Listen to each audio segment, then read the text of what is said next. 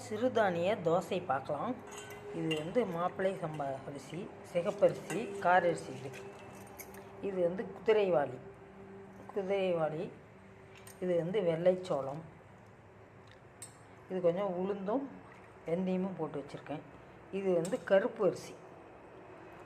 கருப்பு அரிசி 1 டம்ளர் போட்டு, வெள்ளை அரிசி எப்போவும் இட்லிக்கு போடுற அரிசி 1 டம்ளர் போட்டிருக்கிறேன். இதெல்லாம் ஊறட்டும். அரைச்சிட்டு நாளைக்கு காலையில் இட்லி சுடுறது, தோசை சுடுறத பார்க்கலாம். இட்லி இல்லை, தோசை, சிறுதானிய தோசை. நம்ம செஞ்சு பார்த்துட்டு சிறுதானிய தோசை மாவும் கம்பு தோசை மாவும் போடலாம் கேட்டிருக்குறாங்க.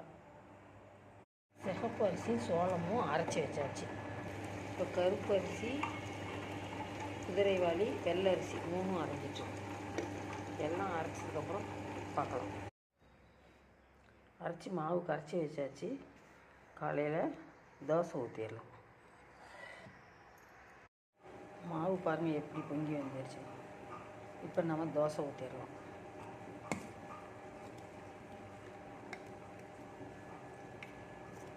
இப்படி சர்வம் வலியே பொங்கி வந்துடுச்சு பாருங்கள். அலசி விடவும் 6 சர்வம் குறைஞ்சிருச்சு. நல்லா பொங்கி வந்துடுச்சு. இப்போ தோசை ஊற்றி கடலைப்பட்டணி சட்னி சாதம், நிலக்கடலை சட்னி. தோசை வார்த்தாச்சு. சிறுதானிய தோசை, நிலக்கடலை சட்னி. இந்த மாதிரி நீங்களும் செஞ்சு சாப்பிட்டு பாருங்கள். உடம்புக்கு ரொம்ப நல்லது, சத்தானது.